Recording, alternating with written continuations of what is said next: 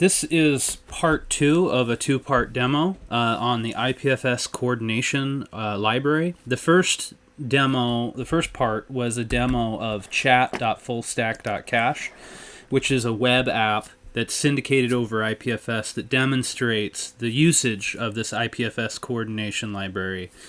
This demonstration, or this video, is going to be for developers, and it's going to be a deep dive into the architecture and the code that make up the IPFS coordination library that enable it to coordinate different IPFS peers, keep them connected, and facilitate end-to-end encrypted communication. So again, to emphasize, the chat app was simply the simplest implementation of this idea that I could think of. If you can send a text message, a string of text from one computer to another, you have the foundation for an API, for an RPC, a remote procedure call, that you can then have consumers and providers of services, which is ultimately where I want to get to with this library. And I won't go into some of the other body of work here, but if you go to the repository for... So first of all, let's go to the next slide here. Where's the code? ipfs-coord is a NPM package. So if you go to npm.js, you can search for ipfs-coord, and you'll find it here. So you can... This works with both browser-based JavaScript and Node.js JavaScript. It's agnostic as far as what platform it's being run on. And you can follow the link here to get to the GitHub repository. And in the README, which exists both on GitHub and NPM, there are these links to the previous artwork, or the previous body of work that I've done, articles and videos, where I've discussed ultimately where I'm trying to get to with this technology in terms of an uncensorable peer-to-peer API for conducting business.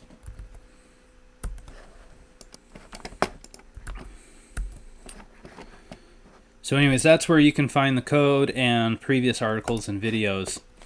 So with that, let me dive into the workflow. Basically, I'm going to stick to the GitHub website so that anybody following this can have a similar experience rather than going into my text editor.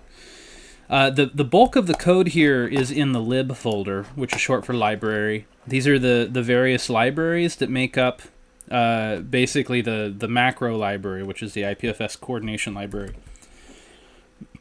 Let me walk through the workflow here. The primary file that is loaded when the npm library is loaded is this index.js file. And so this is the JavaScript class that gets instantiated. And when you create this library, or when you instantiate it, it requires you to pass in an instance of IPFS, the JavaScript version of IPFS, and BCH.js, which is the Bitcoin Cash wallet, essentially, and or the library for working with Bitcoin Cash. And as I said in the previous video, you don't need to have any Bitcoin Cash or use the Bitcoin Cash to use this app. The Bitcoin Cash wallet is just it does two things. It is there to do the end-to-end encryption. It uses the native elliptic curve encryption that's native to Bitcoin for the end-to-end encryption. That's its main reason why you need it. And then the second reason is if you have a Bitcoin Cash address, you can also send and receive payments, which is an important concept, down the road for the application of this. So that just comes along for the ride. You can automatically send and receive Bitcoin Cash and tokens on the Bitcoin Cash network.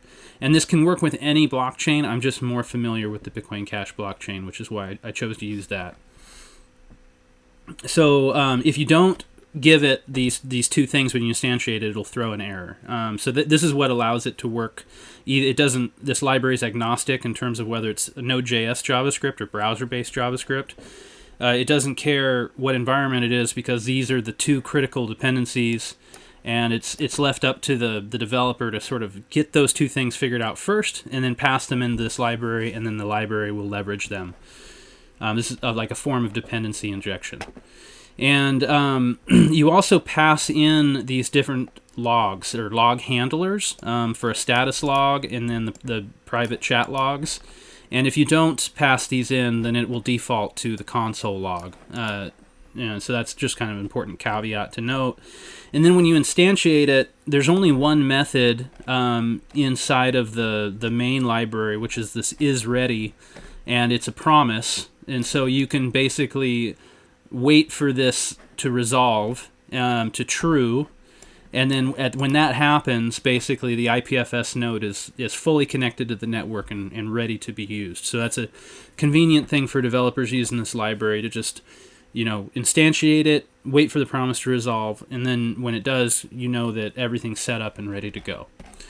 And so let's talk about that workflow, that process of it bootstrapping itself to the IPFS network. That's where that lib folder really comes in all these libraries. So there's two main libraries. The BCH lib controls anything to do with BCH, which there's not a whole lot going on there. The IPFS lib is the main library. This is probably where you want to start, where the interesting stuff starts to happen. Let me just check in with my notes.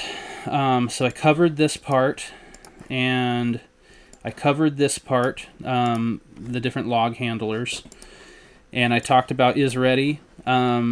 Finally, there's this IPFS init and timer. So this is the actual process of bootstrapping to the network. So that parent index.js library, the first main library it's going to call is this ipfs-lib library.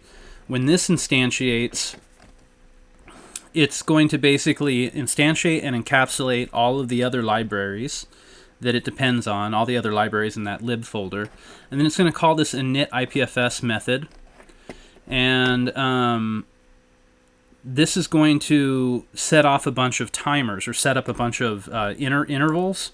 And so there's one for circuit relays. So every minute, it will try to renew its connection to any circuit relay that it's identified on the network. And circuit relays are an important concept. I talk about them in another video. But basically, when you look at the web app, this does not have any ability to talk directly to other web browsers, other web apps, and other people's browsers. There's too many firewalls and things between them, and so these circuit relays, but this app can talk to a circuit relay, and any other web app can talk to a circuit relay out on the internet.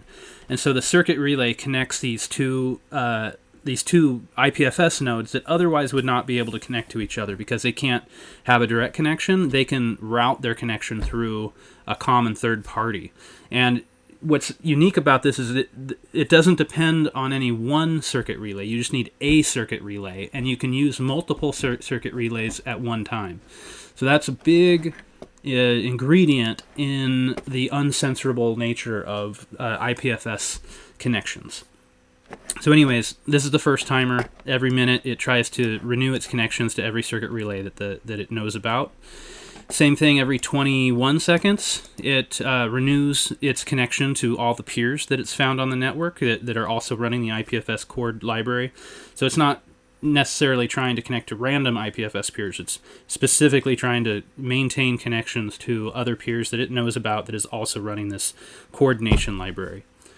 The next interval is this announcement channel. So if I go to the app and I go to the command terminal and I run pub/sub list, these are all the pub/sub channels that I'm connected to. So the ones that start with QM, those are peers. So that's a peer-to-peer connection for encrypted chat.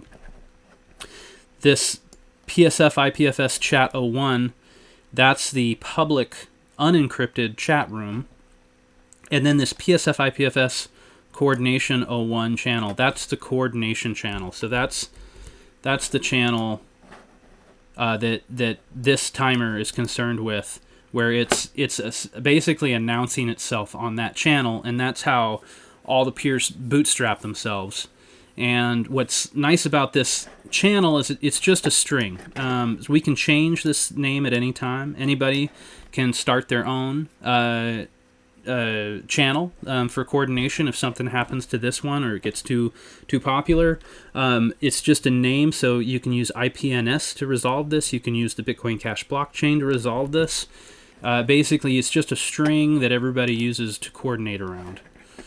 And so those are the timers. So those are periodically. That's what sets up this status log, where you get these periodic events where it's announcing itself, it's renewing connections to peers, renewing connections to circuit relays. It just does that over and over and over again. So that's what ensures that the connections are maintained, and if they're lost, they get renewed.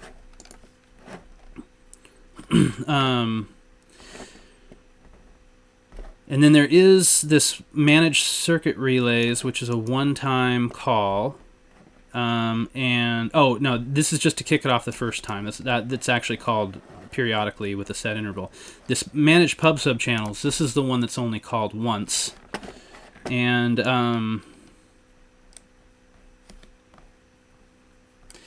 what this is doing is it's because you only need to subscribe to a pub sub channel once. You don't need to do it multiple times. And so the default coordination room that I just described, it subscribes to that right off the get-go. And then it also subscribes to a pub sub channel that's the peer's own name. So that is these channels that start with a QM. So every peer is going to have its own channel that's named with its own IPFS ID. And then it's going to subscribe to the similar channel for every peer that it connects to. And so this is different, whereas in the general chat, everybody is publishing and subscribing to the same pub sub channel. But in private chats, you are publishing to a peer's channel. You're basically encrypting a message that you want to send to them, and then you're publishing it on their channel. And then when they want to respond, they're doing the same thing. They're encrypting a message with your public key, and then they're publishing it to your channel. So you're actually using two channels for communication, as opposed to the general channel where you're only using one pub sub channel. So that's a little caveat to be aware of in terms of how this works.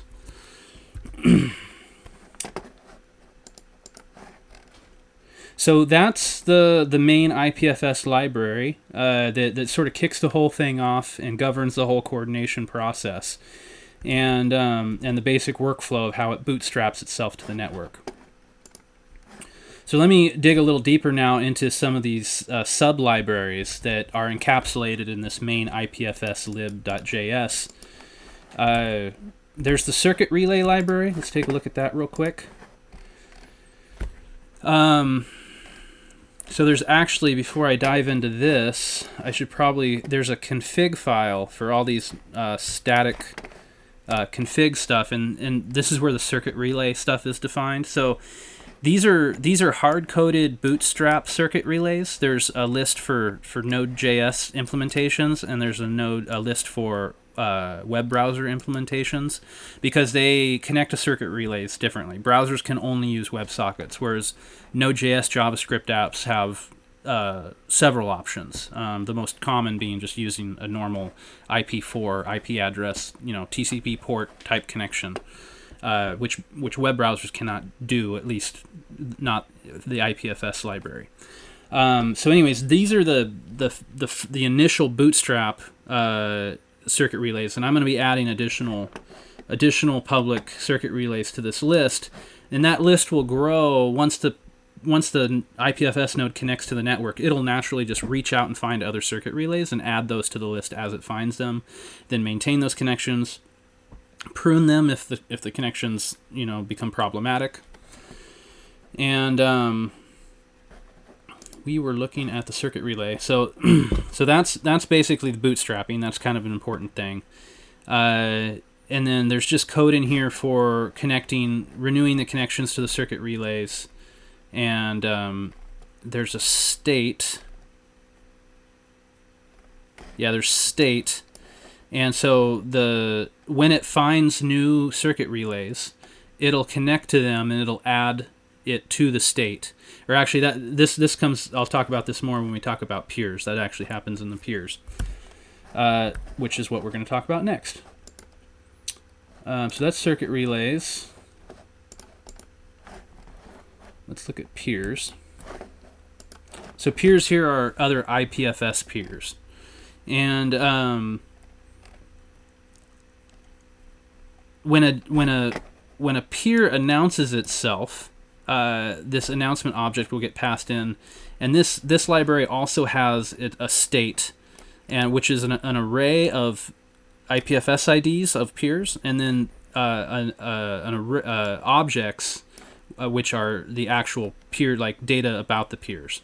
And so yeah, basically when a peers announce themselves on that coordination pub/sub channel, and so this peer is constantly monitoring that channel.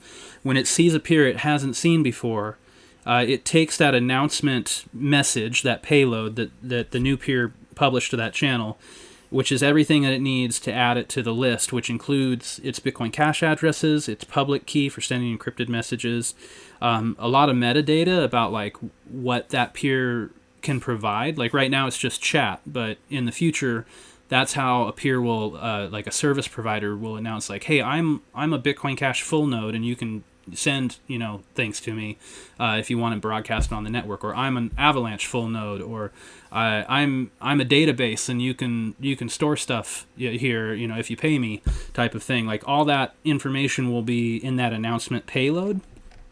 And so these, as peers connect, your peer will automatically be able to identify it, subscribe, connect to it, send it end-to-end encrypted messages, and understand like what that peer can provide in terms of services.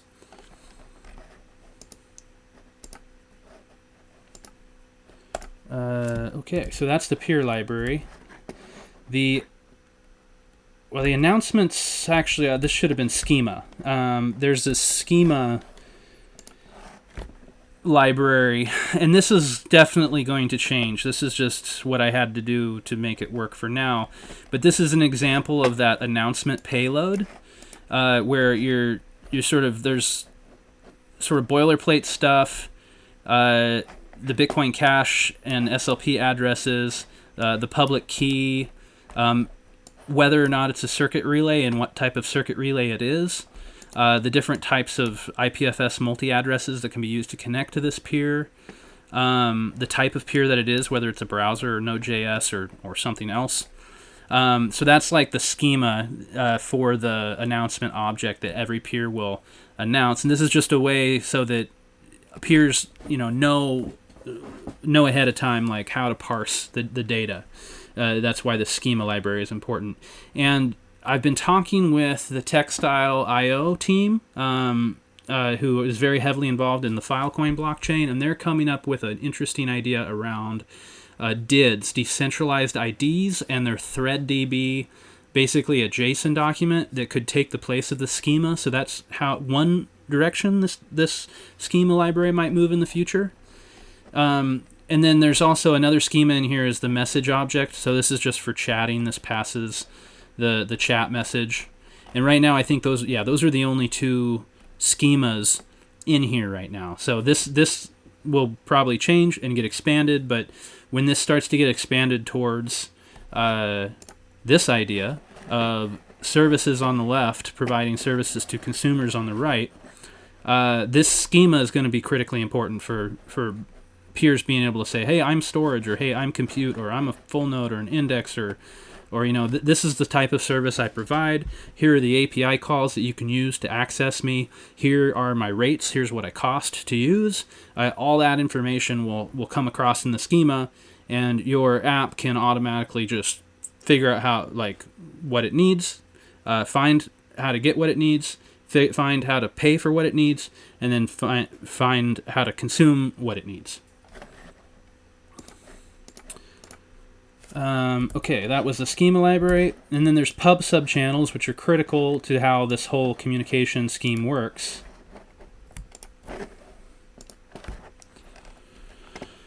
And So there's this parse pub sub message. So when a new message comes in on one of the pub sub channels, it gets parsed, which is sort of the first chance for the app to sort of pick it apart and figure out what it is and how to route the information to the right location. And so when you subscribe to a pub sub channel, generically you pass it a handler. So after it parses the data, the actual data payload that's inside that message will get passed off to the handler that you tell it. So it's agnostic in terms of how this data is handled. You provide the function for doing that. It's just retrieving the data payload and passing it off to the handler that you define. And then there's methods here to subscribe to a pub sub channel and then publish to a pub sub channel. So these pub sub channels are pretty critical. One limitation, I guess this is a good time to talk about the pub sub channel. One limitation of pub sub channels is that there's no persistence. So if two peers are connected and they are both subscribed to the same channel, then any message will get syndicated. But what I've found in practice, particularly with web browsers, is that the peer will drop the call, essentially, and like something will happen because the network connections are constantly shifting. And so that's where the interval is important, because the app will renew that connection every 20 seconds. But there might be like a 5 or 10 second window in there where the peer loses its connection to the network or to the other peers subscribed to that pub sub channel, where the messages won't come through. They'll get dropped. And so the way we're going to solve this problem is with Orbitdb. It's based on this very same technology of pub sub channels. And so we'll have these very short-lived databases which will allow other peers to essentially like hold any new data that comes in until that peer reconnects, and then that peer can then download anything that it didn't see while it was disconnected. And so that's the solution to this sort of dropped call issue. It's not implemented yet. That's a future implementation. Finally, there's the end-to-end encryption. This is actually fairly simple. It relies on this BCH encrypt lib, which is the same library that message.fullstack.cache uses for sending end-to-end encrypted emails and files. And there's really just a decrypt function and an encrypt function. And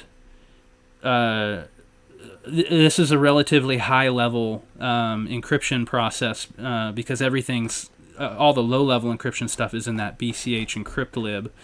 But essentially, the main takeaway here is that it's using the same elliptic curve encryption that Bitcoin uses. So the same private key that you use to spend your money in Bitcoin Cash is the same private key that you would use to decrypt the messages coming in on your pub sub channel.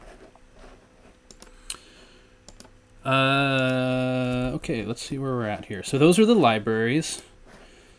So that's basically these libraries are the subcomponents that, when orchestrated with that top-level IPFS lib library, create the IPFS coordination library. So we've got this basic functionality, all these pieces working together, keep IPFS peers connected, and talking to one another, and circumventing censorship, and doing end-to-end encryption. So all these features are a combination of these subcomponents working together. And so where do I go from here? Future work, now that the chat app is functional, I've got the end-to-end encryption working. Now the next step is to convert those text messages to JSON strings and implement a JSON RPC. So an RPC is a remote procedure call. So it's a way for a computer to ask another computer for information, and then for that second computer to respond to the first computer. And that's what an RPC is. And so now that we've got end-to-end encryption and connectivity working, we can now start to implement an actual RPC and move towards computers providing services and computers consuming services. And then second is what I mentioned earlier is implement Orbitdb, and there's a fair bit of handling. Like the Orbitdb stuff is pretty straightforward, but it's the handling of the Orbitdb that needs to happen to sort of ensure that calls aren't dropped, that if a peer falls off the network for a few seconds and comes back online, it can retrieve any sort of data that was sent to it during that time period. And the trick there with Orbitdb is it's an append-only database. So any functions, I was just talking to the Orbitdb team about this, like they have functions for deleting data in an Orbitdb, but it doesn't actually delete anything. It just marks them as deleted. So deleting data actually causes the database to grow in size, not decrease in size. And so at the moment, the best practice for this is to just create a new database. You basically abandon the old database and create a new database. And that way you can manage the size of the database. We want to keep these things really small and short windows, probably we don't want them to be any older than 24 hours, and probably less than an hour really is the sort of time window that we need to persist data for. And because we don't want to have a massive databases to deal with. We basically want to just have the data around for a certain amount of time and then throw it away, but continue that process so that we're constantly having new databases that are tracking data. Anyways, that's going to be the trick for solving that problem, is just creating a robust persistence layer. So those are the two main features that will transform this from a simple chat app into a full-fledged API that makes this picture make sense. And again, if I've piqued your interest and you haven't seen the background on this stuff, if you go to GitHub/ChrisTrautner/ipfs-coord, I have links to all the previous articles and videos around this idea of building an uncensorable API that is, the term that I like around this is a layer 2 blockchain agnostic, or blockchain agnostic layer 2. So this taps into a lot of the features of blockchains, like being able to send and receive payments, but it's not dependent on any one blockchain. I just have it natively working with Bitcoin Cash because that's my background. I'm a developer in that space, but it could just as easily talk to Ethereum, Avalanche, any other type of cryptocurrency. I mean, BTC would be a bad choice because the transaction fees are so high. Ethereum would also probably be a bad choice, unless you were doing things like I'm doing with the end-to-end encryption, where you're not actually sending anything. But the applications for this technology is as wide as the internet. This is one way to set up decentralized exchanges. This is a way to set up escrow services. This is a way for people to trade internationally. Basically, any computer service, compute, storage, anything you can think of that is valuable and can be sold on the internet can use this just the way that it uses the normal internet today, but the difference being that it's private, peer-to-peer, encrypted, uncensorable. So, hope you enjoyed this. If this is interesting to you, I strongly recommend that you check out psfoundation.cash. This is the business-oriented organization that I founded that's working on this technology. And the best way is to go to psfoundation.cash, scroll to the bottom, and click on this Telegram icon. That'll take you to our Telegram channel, and also this GitHub icon is the fastest way to get to our GitHub repository if you want to look at the code that I covered in this demo. All right, thanks for watching.